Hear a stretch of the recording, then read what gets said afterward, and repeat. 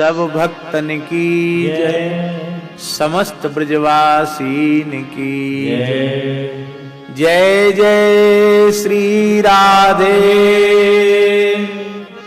जय जय श्री सीताराम, हर हर महादेव।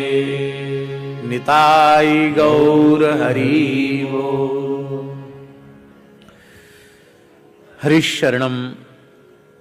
अनंत कोटि ब्रह्मांड नायक सर्वेश्वर परात्पर परब्रह्म असंख्येय दिव्यानंत कल्याण गुणगण निलय निखिल हेय प्रत्यनीक भक्त वांछा कल्पतरु भक्त वत्सल शरणागत वत्सल श्री वेणी माधव भगवान श्री रमण बिहारिणी बिहारी जी, जो भक्त चरित्रों के परम रसिक श्रोता हैं, उनकी अहेतुकी अनुकंपा से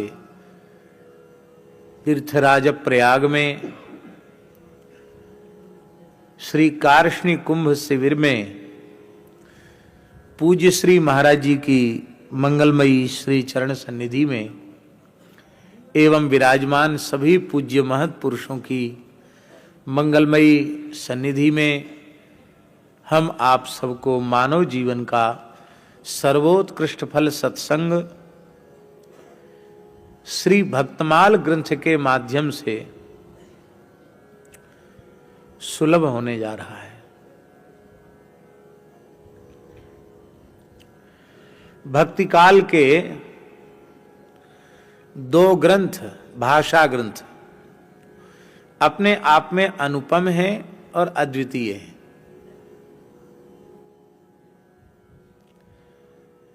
और महाराज जी, बड़ी विलक्षण बात यह है कि दोनों इन महान ग्रंथों के प्रादुर्भाव का काल भी लगभग एक है। एक तो सब परिचित हैं,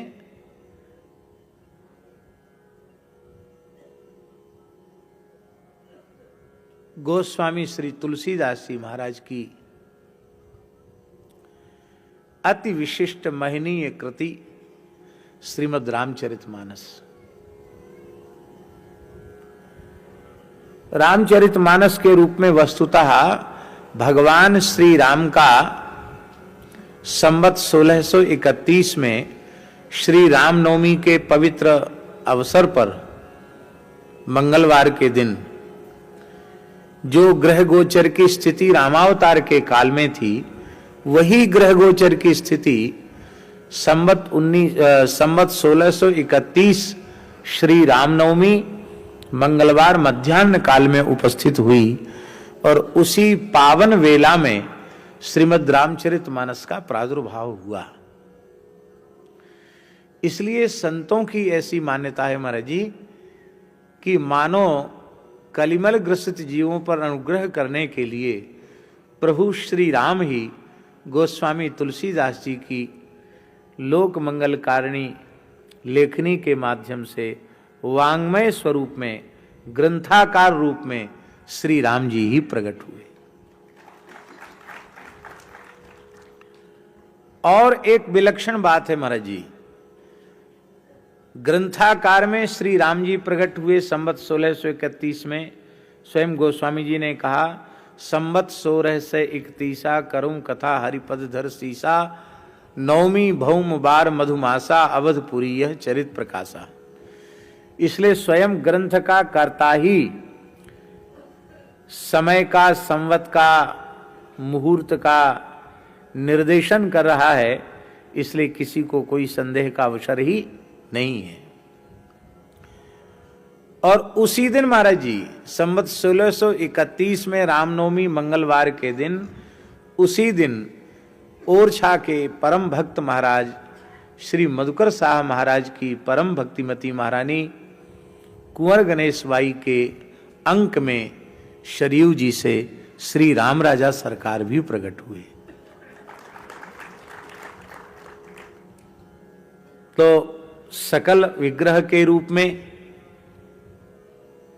श्री विग्रह के रूप में उस तिथि पर श्री राम जी का प्रादुर्भाव ग्रंथ के रूप में उस तिथि पर श्री राम जी का प्रादुर्भाव, और श्री राम जी की जयंती तो वह है ही है, रामनवमी है।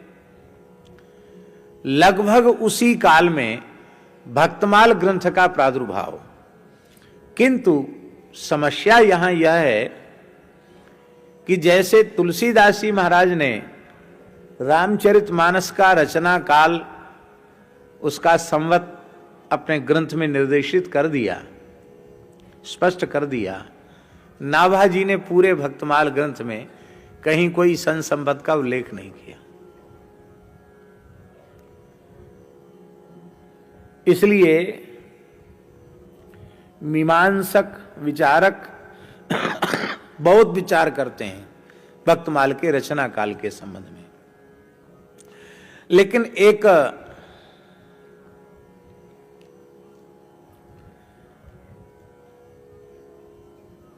एक बहुत सुंदर सुविधा जिससे हम ग्रंथ की रचना काल का विचार कर सकते हैं, वो श्री नाभाजी ने ही कृपा करके उसे अपने अंतर्हित होने के 100 वर्ष बाद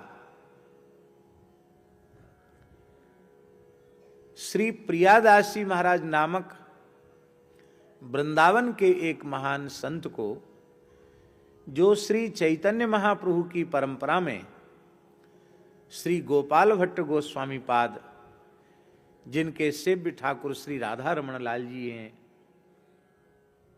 उन गोपाल भट्ट गोस्वामी जी के प्रशिष्य, गोपाल भट्ट गोस्वामी जी के शिष्य श्री श्रीनिवासाचार्य जी और उनके शिष्य श्री मनोहर दास जी, और प्रशिष्य के शिष्य मनोहर दास जी के शिष्य श्री प्रियादास जी, ये गुरु परंपरा है उनकी। उन्होंने भक्तमाल ग्रंथ की टीका की रचना स्वयं नाभाजी की आज्ञा से लिखी,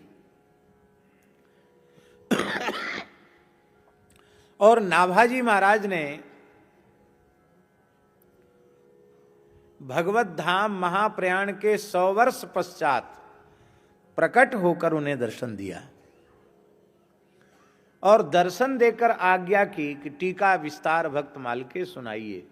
विस्तार पूर्वक भक्तमाल की टीका लिखो, मूल के ऊपर तुम टीका लिखो। और जब श्री प्रियादास जी ने टीका पूर्ण की भक्तमाल ग्रंथ की, भक्ति रसबोधनी नाम की टीका, तो उन्होंने बड़ी कृपा हम सब लोगों को पर की कि उन्होंने अपनी टीका में संवत स्वयं ही निर्देशित कर दिया।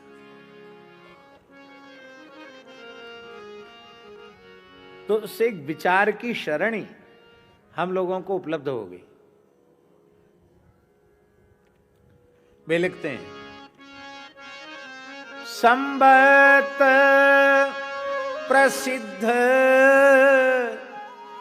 10 7 7 69 संवत प्रसिद्ध 10 7 7 69 फाल्गुन मास बदी सप्तमी बिताएंगे।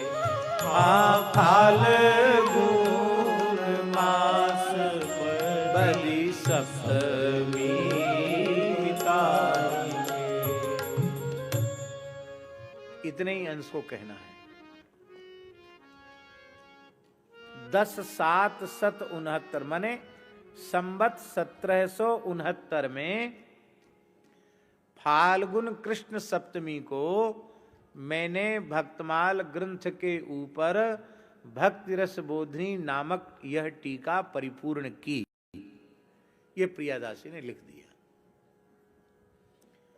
अब यह भी स्पष्ट है कि नाभाजी ने स्वधाम गमन के 100 वर्ष बाद उनको प्रकट होकर दर्शन देकर ग्रंथ लेखन की आज्ञा दी।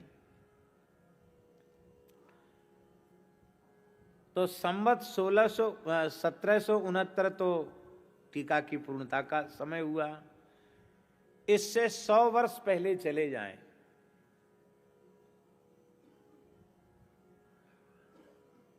(1769) से 100 साल पहले चले जाएं तो नाभाजी का तिरोभाव संवत सुनिश्चित हो जाएगा।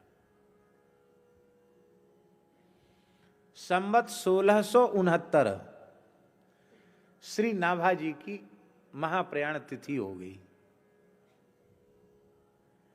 निकुंज प्रवेश तिथि कहो, महाप्रयाण तिथि कहो, परम पद तिथि कहो, वो हो गई। अब महाराज जी 1669 उनके प्रयाण की तिथि निश्चित हुई, तो प्रयाण के काल में तो ग्रंथ लिखा नहीं है उन्होंने। वे जब अपने पूज्य गुरुदेव श्री स्वामी अग्रदेवाचार्य जी महाराज की सेवा में उपस्थित थे और अवस्था उनकी अत्यल्प ही थी, अनुमान है 14-15 वर्ष की अवस्था रही होगी, तो 14-15 वर्ष की अवस्था छोटी अवस्था ही कही जाएगी। उस अवस्था में हम ग्रंथ के माध्यम से सारी चर्चा करेंगे, अभी केवल एक सूक्ष्म दृष्टि प्रस्तुत कर रहे हैं। उस अवस्था में प्रियादासी लिख रहे हैं, मानसी स्वरूप में लगे हैं अग्रदास जूबे, करत बयार नाभा मधुर समारसो। श्री अग्रदेवाचार्य जी महाराज ध्यान में है, मानसी सेवा में अपने आराध्य श्री जानकी नाथ जी की अष्टयाम सेवा वे करते हैं। श्री सीताराम जी की उपासना की परंपरा में मधुरोपासना के प्रवर्तक आचार्य के रूप में श्री अग्रदेवाचार्य जी महाराज को स्वीकार किया गया। ये मधुरोपासना के प्रवर्तकाचार्य हैं। रस उपासनाएं भावनाएं तो सभी सनातन हैं और नित्य हैं, लेकिन किसी विशेष काल में जब कोई एक उपासना की पद्धति विलुप्त प्राय हो जाती है, तो किसी न किसी एक आचार्य कोटि के महापुरुष के द्वारा उस विलुप्त परंपरा का पुनर्जागरण होता है, उसकी पुनर्स्थापना होती है और फिर उसको आगे बढ़ाया जाता है। तो यह कार्य श्री अग्रदेवाचार्य जी महाराज ने किया। वे नेत्र बंद करके भगवान का ध्यान कर रहे हैं, सीताराम जी की उपासना में मानसी सेवा में प्रवृत्त हैं, और श्री नाभाजी महाराज करत बयार नाभा मधुर संहारसो। नाभाजी एक एक शब्द ध्यान देने योग्य है। करत बयार नाभा मधुर संहारसो, सेवक को स्वामी की सेवा में, सदगुरु की सेवा में, पूज्य की पूजा में कितना सावधान होना चाहिए, ये एक ध्यान देने योग्य बात है। बहुत से लोग कहेंगे महाराज बहुत गर्मी, हम आपको पंखा करते हैं, और पंखा करते करते इतनी जोर से पंखा करेंगे कि 10-5 चोट पंखा की उसी को लगा देंगे जिसको हवा कर रहे हैं, उसी को 2-4 चोट पहुंचा देंगे, और संपूर्ण पापों का प्रायश्चित वर्तमान काल में तो 2 अक्षर का है, शौरी।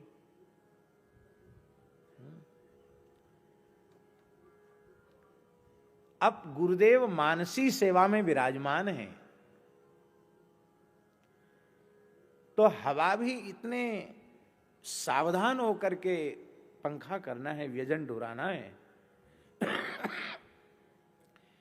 कि पंखा की अति सूक्ष्म ध्वनि भी उनके ध्यान में विक्षेपक न हो, उन्हें गर्मी का अनुभव भी न हो, और उनकी मानसी उपासना में, उनकी ध्यान धारणा में कोई विक्षेप भी न हो। तो करत वयार नाभा मधुर संहारसो, बहुत मधुर भाव से धीरे धीरे हवा कर रहे हैं।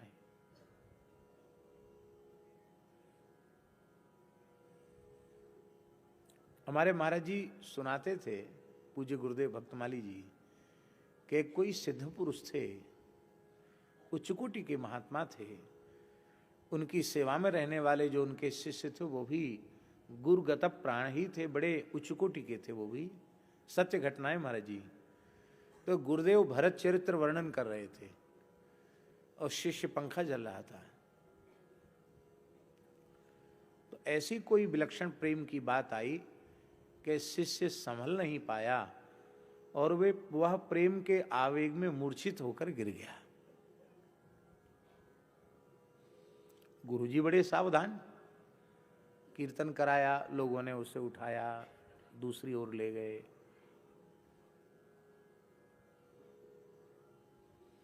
कथा पूरी हो गई।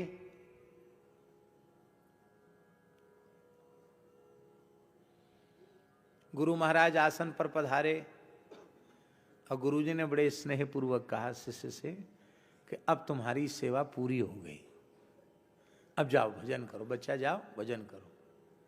महाराज मेरा भजन तो आपकी सेवा ही है। बोले देखो, प्रेम का जागरण होना ये तो बहुत अच्छी बात है, कथा श्रवण से प्रेम जागृत हुआ और इतना तीव्र सात्विक भाव जगा कि तुम मूर्छित हो गए, अच्छी बात है। लेकिन जिस सेवा से, जिस सत्संग से प्रेम जगा, उस कथा के श्रवण में बाधा उत्पन्न हो गई और तुम्हारी सेवा छूट गई। इतने श्रोताओं का ध्यान भगवत चरित्र से छूटकर तुम्हारे ऊपर चला गया, कथा के रस में विक्षेप हो गया, तो वस्तुतः अब तुम सेवा के योग्य नहीं रहे। अब तुम कुछ दिन जाकर के श्री चित्रकूट में नाम जप करो। अब घटना तो महाराज जी बड़ी सामान्य सी है, लेकिन कितनी सूक्ष्म है कि उस प्रेम के आवेग को रोक कर भी तुम्हें सेवा करनी चाहिए थी।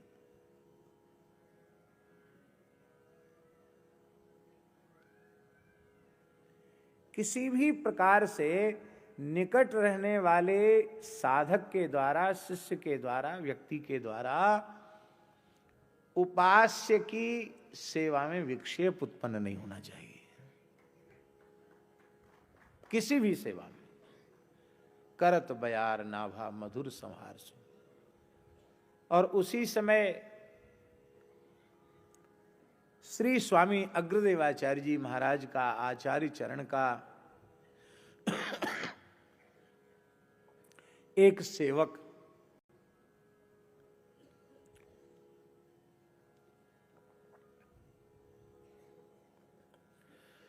जो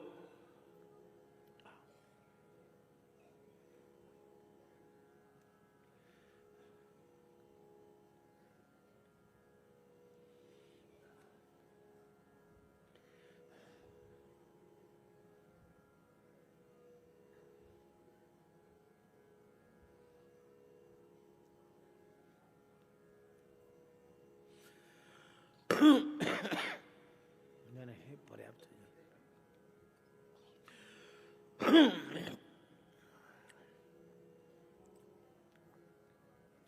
तो